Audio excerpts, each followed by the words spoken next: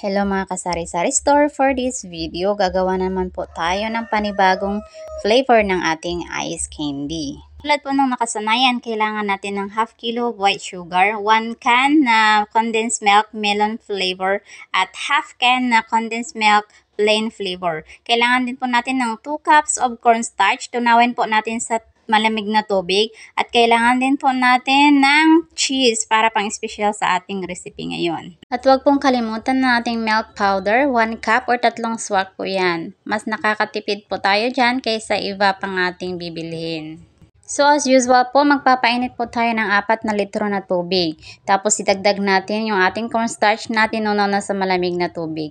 At ang half na amount ng ating cheese. Pwede pong kayo rin or hiwain ng maliliit or kahit buo, since matutunaw din naman po yan sa mainit na pinapakulo nating tubig. Idagdag po ang the rest na ingredients except po sa kalahating amount ng ating cheese. Lutuin po ng 10 minutes, pagkatapos iahon at palamigin. Ang remaining na ating cheese ay hiwain natin ng maliliit na cubes. Saka natin idagdag pag malamig ng ating mixture. Haluin po, tapos pwede na tayo magsimulang magbalot. May kamahalan po ang cheese, kaya pwede po nyo itong alisin. Pwede kayong magdagdag ng kahit anong prutas na meron kayo. Or kung wala naman, pwede na po iyang melon na condensed milk.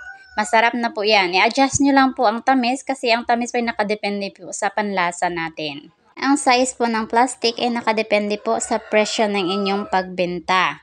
Ang sa akin po kadalasan ay 1.5 na size po kasi 5 pesos lang naman po ang aking bentahan dito. Maaari nyo po iyang ibenta from 5 to 10 or even 15 pesos po. Malaki po yung kikitain ninyo, at kung consistent lang po kayo, talagang may potential po itong negosyo na to. So yun lang po, sana'y may dagdag idea naman po kayo sa inyong ice candy na negosyo. Pwede nyo po yung idagdag sa inyong mga sari-sari store or kung ano-ano pa man na negosyo yan.